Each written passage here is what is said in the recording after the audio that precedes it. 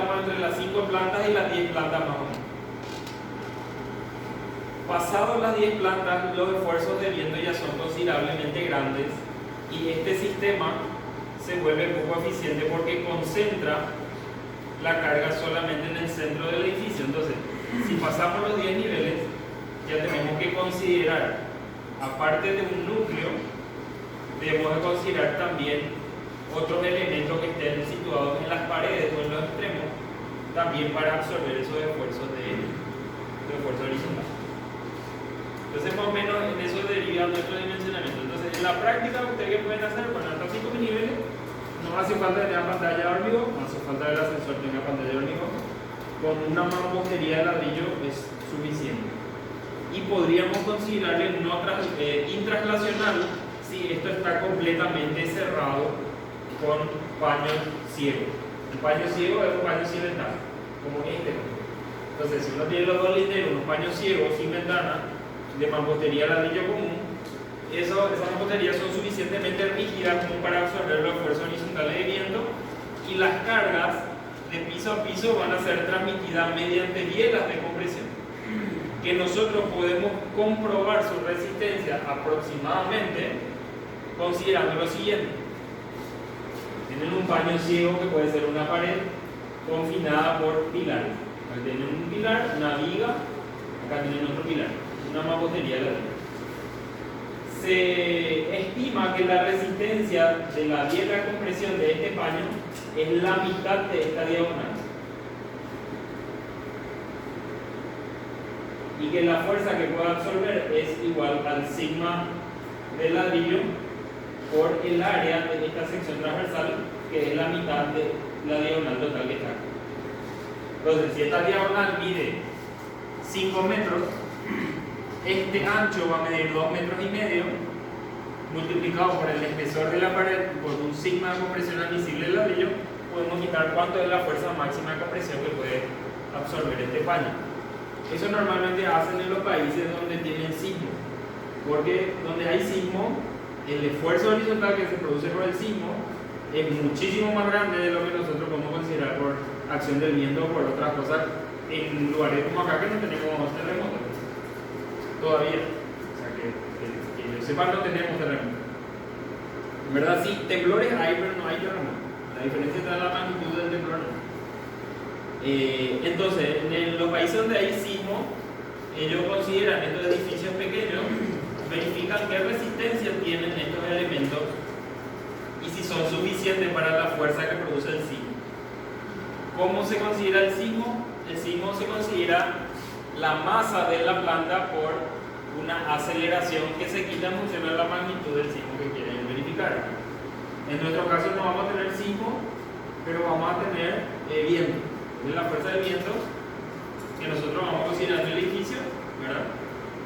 Si es que tenemos dudas, podemos verificar haciendo un modelo siguiente y revisando cuánto es la fuerza de compresión que se va a generar en las paredes. Entonces, si el ladrillo común va a tener más resistencia, si el ladrillo hueco tenemos menos resistencia, pero están en torno a entre los 5 y los 10 kilos por centímetro cuadrado más o menos para mampostería. Y que para estos esfuerzos suelen ser importantes. Entonces, cuando tenemos edificios pequeños, paños ciegos, fuerza del viento relativamente baja, podemos considerar pórtico intraslacional. A menos que tengamos acá un estacionamiento, y en el estacionamiento, como ustedes saben, no hay mampostería. Entonces, en ese caso, en ese nivel, si estos son dos paños rígidos, pero en el nivel de estacionamiento no, entonces ahí tenemos que evaluar si tenemos una planta lo suficientemente rígida como para considerar intraslacional o considerar traslacional. O sea, de ahí viene la decisión. Ahora, ¿qué efecto produce considerar traslacional? Si es traslacional, cambia nuestra longitud de pandeo, que se puede aproximar a 1,65 L, o se puede calcular también mediante una tablita, ¿verdad? Y también el momento dimensionante es el momento máximo. Eso es cuando un pórtico translacional. Cuando es intraslacional, se hace una compensación de momento, que es lo que habrán dado con el otro auxiliar. Cuando es intraslacional, uno tiene un momento mayor, uno tiene un momento menor y hace una compensación. El 40% de uno, el 60% del otro, la semisuma, ¿verdad? Si son del mismo orden se suman, si son de signos distintos se restan, a modo de quitar el momento flector más o menos que hay en este lugar. Más o menos eso es lo que se hace. Bueno, entonces tengan en cuenta eso. Otra cosa, ¿cómo nosotros calculamos los momentos flectores? Si nosotros modelamos a todo el edificio de esta manera, siempre los momentos flectores se van a ocurrir en los extremos del pilar, ya sea translacional o intralacional. En uno interfiere la fuerza horizontal y en el otro no. Por lo tanto, esta magnitud de los esfuerzos van a ser más pequeños, pero igual van a ser máximos en los extremos. En ningún caso el momento máximo es en el medio del pilar o cosa por el estilo. Rara, a menos que sea, no sé, un paño suficientemente grande y un vidrio, y el vidrio tiene que soportar la fuerza del viento y una doble altura o cosa por el estilo. Bueno, entonces nuestro modelo que vamos a utilizar es así. Empotrado en la base y las vigas continuas, ¿verdad? Ahora, si nosotros no queremos calcular todos los pilares, queremos verificar uno solo, que son por ejemplo los pilares de la esquina, algún pilar intermedio, no hace falta que nosotros modelemos toda la planta para poder sacar el esfuerzo de un pilar. Basta con considerar el último tramo de la viga continuo con el pilar que está acá. Y cargar en este tramo de viga las cargas que tiene que recibir la viga. Una viga normal, pero solamente el último tramo. Y ver el diagrama de momentos flectores que se va a generar acá, que va a ser este. Y ahí ya tenemos de manera muy aproximada los momentos que se van a producir, y es producido por el giro en el nudo, porque el nudo quiere girar consecuencia de esto. Si no queremos hacer un modelo y queremos hacer un modelo más simplificado, podemos tomar esta viga como un modelo empotrado y utilizar el 25% del momento de empotramiento como momento del pilar.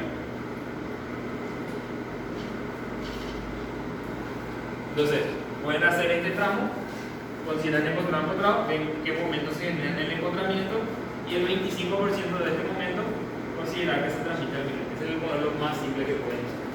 Entonces, hay varias formas varias consideraciones que pueden tomar a la hora de determinar los momentos flectores que van a actuar en el pilar. Bueno, otra cosa, ¿saben lo que es un diafragma rígido? ¿Saben qué es un diafragma? Un diafragma es como una membrana, ¿verdad? El diafragma es un elemento plano.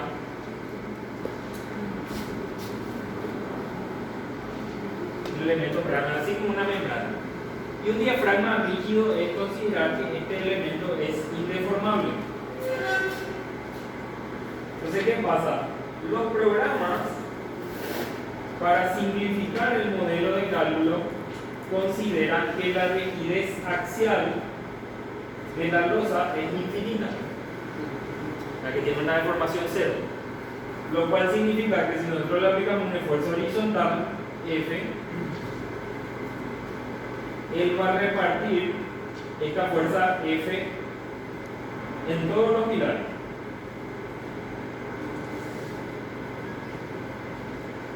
Entonces, esta fuerza F se va a repartir en todos los pilares, haciendo que la deformación horizontal en todos los pilares sean iguales, que es más o menos lo que ocurre en la realidad, porque debido a que esto es una placa maciza, ¿verdad? Ya hay una fuerza F, este elemento no se va a deformar porque es una placa rígida, así como una pared. Si le aplico una deformación vertical, la deformación va a ser totalmente despreciable y podemos considerar cero. Bueno, todos los programas comerciales comunes le consideran a la losa como un diafragma rígido. Entonces, a la hora de determinar los esfuerzos que recibe cada pilar, si es que ustedes tienen, por ejemplo, una planta de este tamaño y tienen estos pilares, voy a dibujar muchos pilares porque estamos considerando que es una planta grande.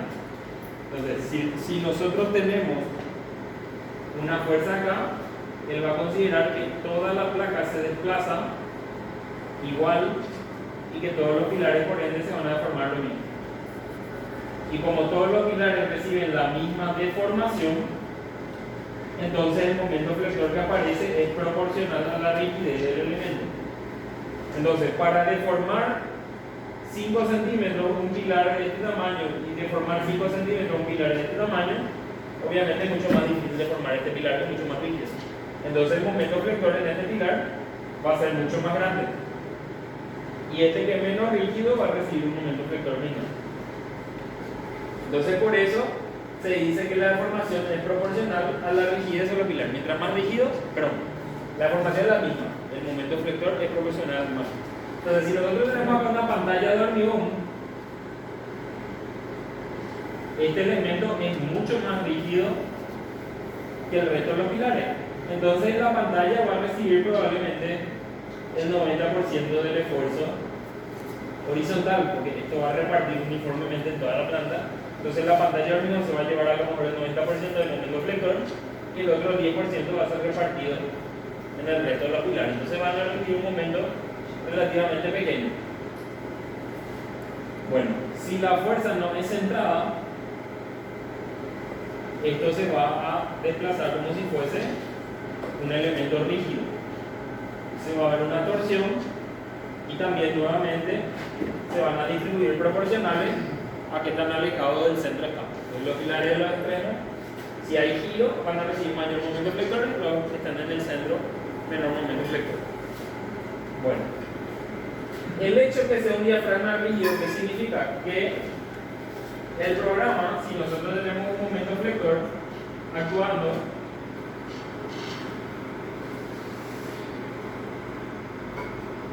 imagínense que esto es un nivel, otro nivel y otro nivel.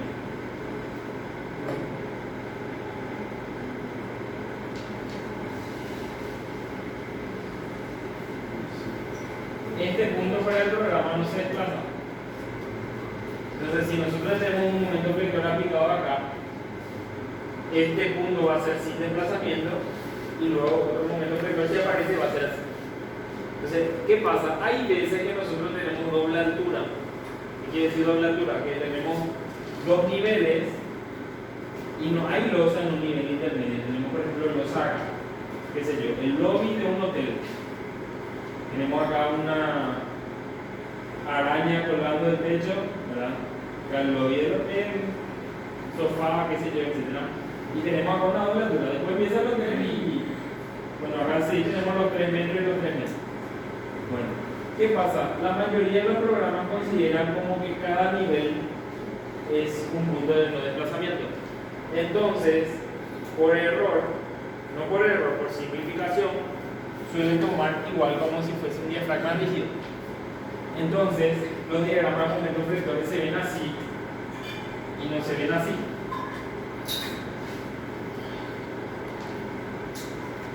Y toma la longitud de pandeo así y no toma lo que es realmente así. Entonces, tengan cuidado y siempre revisen el programa que están utilizando para saber qué longitud de pandeo está tomando, porque lo normal es que ellos tomen de nudo a nudo y lo normal es que dividan un nudo en cada nivel. Entonces, cuidado con los pilares de doble altura. Otra cosa, en los galpones, nosotros tenemos una planta de un galpón y tenemos normalmente pilares dispuestos de esta manera.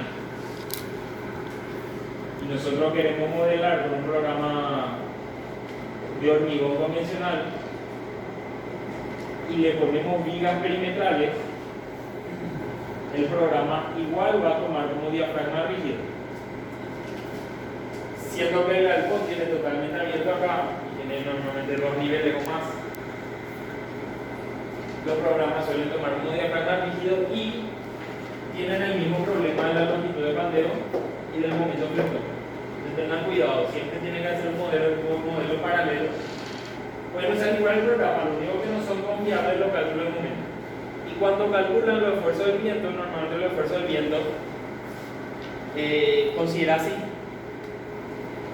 como que todos los pilares reciben la misma deformación. entonces distribuye proporcional a la rigidez de todos los pilares. Pero ¿qué pasa? En un galpón real, los esfuerzos del viento que están acá hacen que estos pilares se deformen más que los que están en las esquinas. Entonces, estos pilares reciben más momento flector que los que están en las esquinas. Sin embargo, en el programa, como él está considerando un diafragma rígido, considera que estos pilares son los que están recibiendo mayor momento flector y no estos. Entonces, siempre hay que, cuando se sale de la estructura convencional, porque los programas están hechos para calcular edificios, no están hechos para calcular galpones. Están hechos para que la losa de cerramiento esté en todas las áreas. Si nosotros estamos haciendo un espacio abierto, donde no tiene losa, entonces ya no se dan esas condiciones de nudo y de diafragma líquido y ese tipo de cosas. Y de los vientos de pandeo y todo ese tipo de cosas, entonces tengan en cuenta eso. Bueno, y el techo metálico no es considerado diafragma rígido.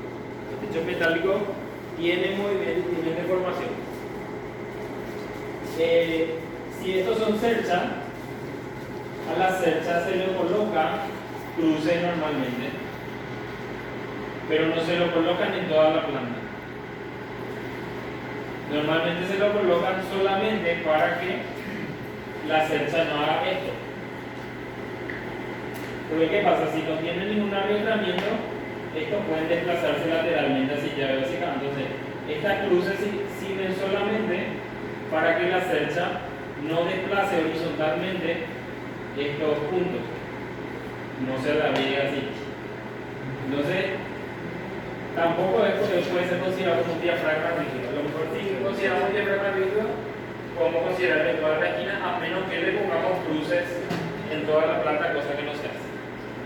Que tengan más en cuenta. Entonces, a la hora de calcular, a la hora de determinar los momentos flectores, vamos a tener que separar los elementos centrales de los elementos de esquina, porque van a recibir momentos flectores distintos. Y los esfuerzos de viento son los que más mencionan este tipo de estructura.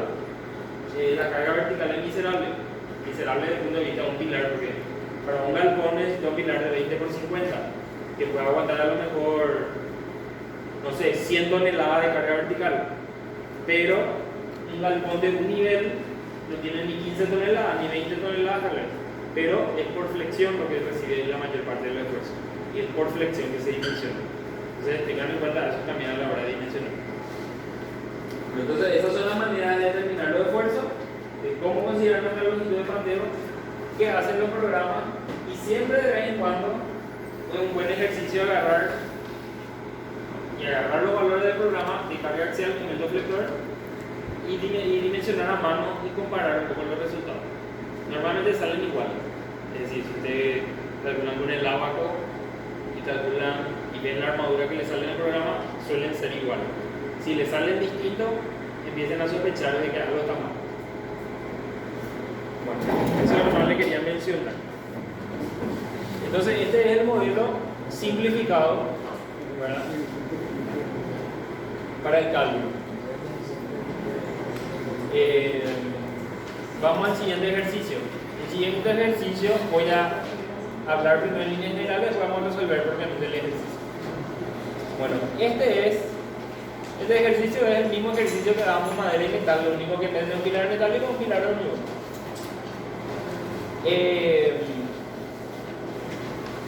¿Qué consideraciones o qué queremos ver en esto? Ahí podemos ver la longitud de pandeo, cómo cambia. Podemos ver cómo el momento flector actúa en un plano y en el otro plano no, ¿verdad? Y vamos a ver un método de cálculo que se llama el método de Ehlers, que es utilizado cuando el momento flector es grande, pero la carga axial es pequeña. Lo que se da en los galpones, lo que pone la carga axial es bajísimo, pero el momento flector es muy grande. Entonces, cuando tenemos esa situación, entonces es apropiado utilizar este método. Pueden usar también el método del abaco, es válido también. Lo bueno de este método es que es más rápido y que no necesitan un abaco para resolver. Pueden resolver a mano también, sin necesidad de tabla. Entonces, esa es la ventaja que tiene este, pueden hacerlo en cualquier parte. Si para el otro, uno tiene que traer la tabla, el valor, interpolar, un poco más complicado. Bueno, el método Ehlers se basa en lo siguiente.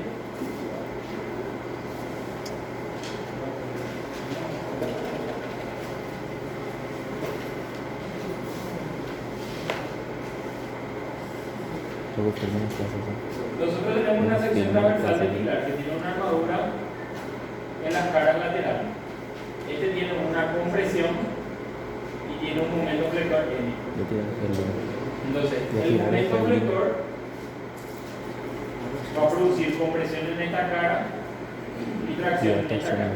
Compresión y tracción. Y la componente de compresión va a producir compresión en toda la sección. Entonces, lo que hace el método es disminuye la tracción en función proporcional a la compresión que aplica. Entonces se vuelve en un diagrama resultante así, en donde las tracciones son pequeñas y las compresiones son mayores. Pero, debido a que la compresión es absorbida por el hormigón, entonces el cálculo de armadura se limita a encontrar solamente la armadura de tracción, porque la parte comprimida es el hormigón quien está colaborando para absorber el esfuerzo, entonces necesitamos menos armadura. Entonces el método Ehlers se basa en lo siguiente: tenemos que hallar la excentricidad. Este es el momento. La excentricidad es el momento dividido la carga axial, N, dividido N. O sea, la excentricidad referida al centro de gravedad.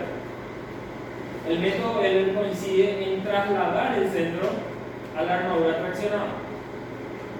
Entonces a esta componente le sumamos este D menos D'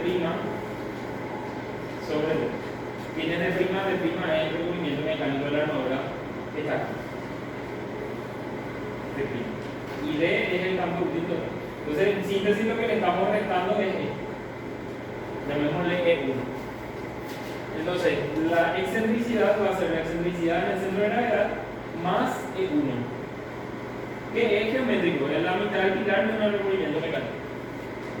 Y expresado en función a esa excentricidad total de la armadura traccionada, nosotros volvemos a calcular un momento que va a ser E total por N. Y con ese momento flector aplicamos la fórmula del mu de flexión.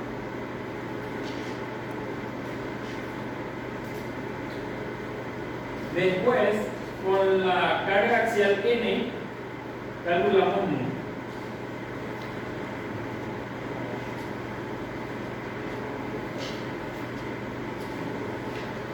Y la armadura resultante viene a ser omega menos mu por B por D por FCD dividido FI.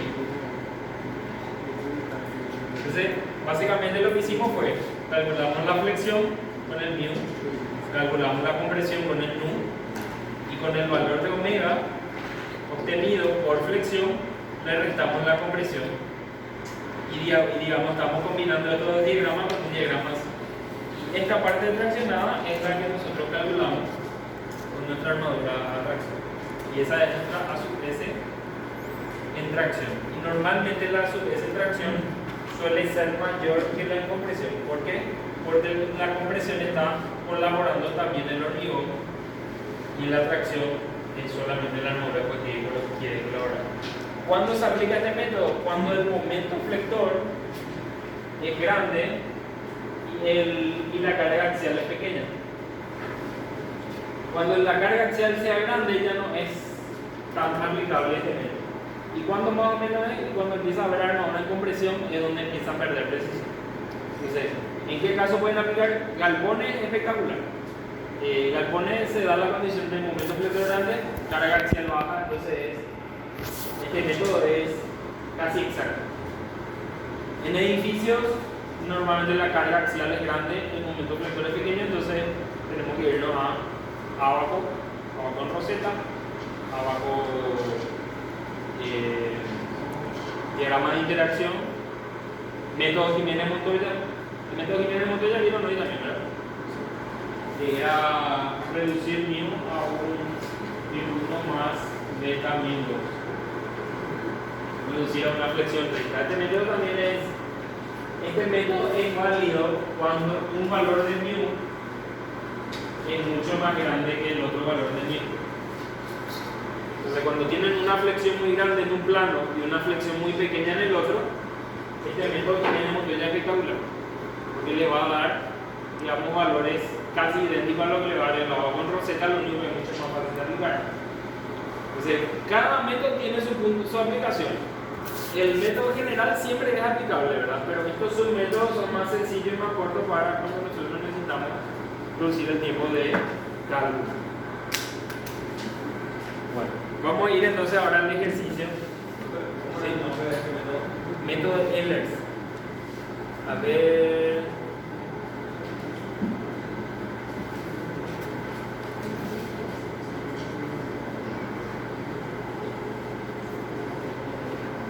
Ehlers es un apellido. Me imagino que es el apellido del ideo del método. Bueno.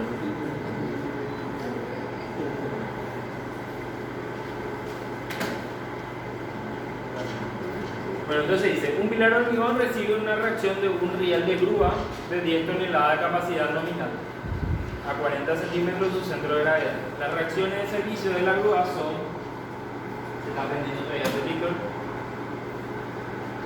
nos da una carga vertical, una carga horizontal. Y nos da una carga de frenado que puede ser absorbido por las diagonales de la luz. ¿Qué es nuestra planta? Voy a borrar ahí.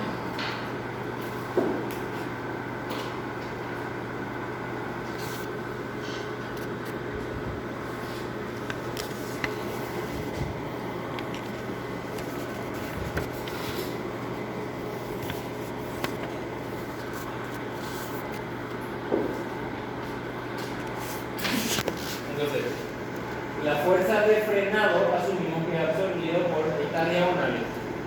Puede ser diagonales de arrastramiento metálica, pueden ser mamposterías. Para esta magnitud de fuerza, la mampostería puede absorber eso del esfuerzo horizontal. Les expliqué cómo pueden comprobar eso. Tenemos la carga axial que coincide en el eje en un plano, pero en el otro plano está a 40 centímetros de su centro de gravedad. Entonces, esta carga que sube va a producir un momento flector. Y la carga horizontal también va a producir momento flexor combinado. Y aparte de eso tenemos la carga de la estructura del techo que dice que viene 15 toneladas adicionales. Entonces nosotros vamos a hacer nuestro análisis de carga. Vamos a tener el piso propio del techo. Vamos a tener la reacción vertical de la grúa. La reacción vertical multiplicamos por 1,5 porque es una carga viva. Y la carga de peso del techo consideramos como una carga muerta. Vamos a tener en servicio y en diseño la fuerza vertical. Y la reacción horizontal 22,65. Entonces con eso nosotros calculamos el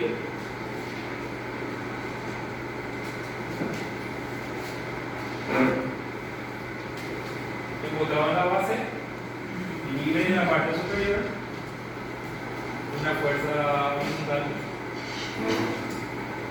eso H, una fuerza vertical, eso y un momento en eso.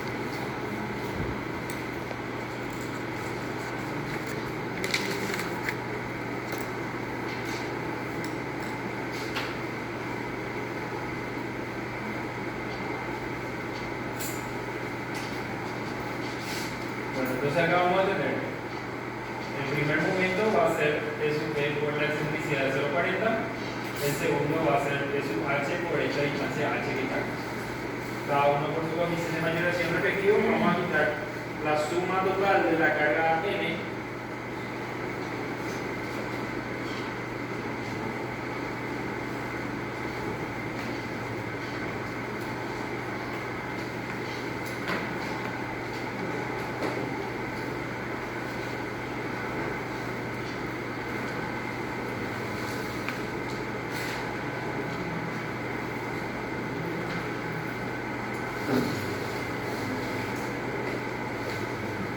la suma de la carga vertical me va a dar N sub B mayor a 2 y Y la excentricidad por T sub T más T sub H por H me va a dar M sub T, que es el momento.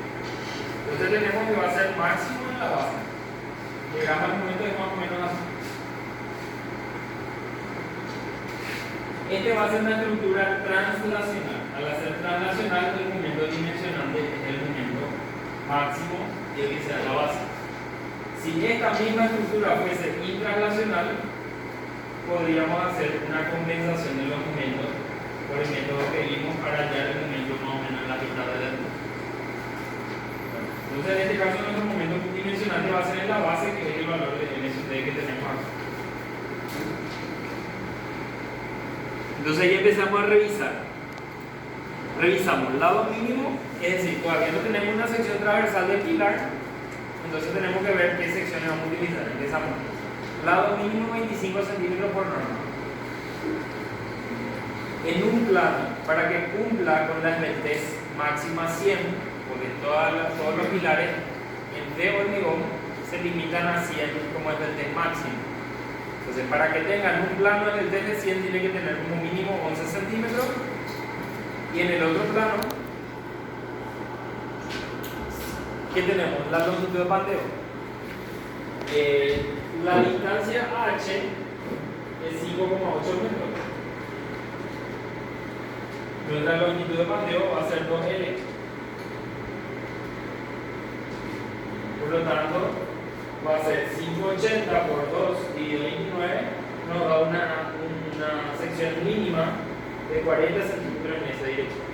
Entonces, basándonos en eso, independientemente del esfuerzo que reciba, nuestra sección mínima tendría que ser 25 centímetros por norma y 40 centímetros por esbeltez. O sea, 25 por 40 sería nuestra sección mínima.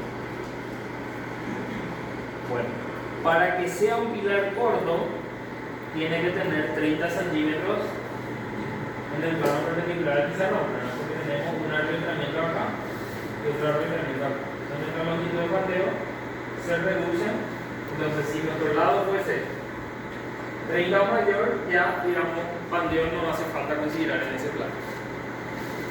Bueno, sección adoptada acá, 30 por 60. Un valor también que puede servir para saber si es apto el pilar. Pasa que acá todavía no tenemos ningún criterio de carga ni de momento flector, todo es geométrico nomás. Entonces nosotros no sabemos si necesitamos un pilar de 20 por 40, 25 por 50 o 30 por 60, pero todavía no evaluamos la carga. Entonces, una forma, si es que el momento flector es grande, una forma de predimensionar es con el valor de mínimo. Si bien los pilares no se dimensionan así, pero nos va a dar una idea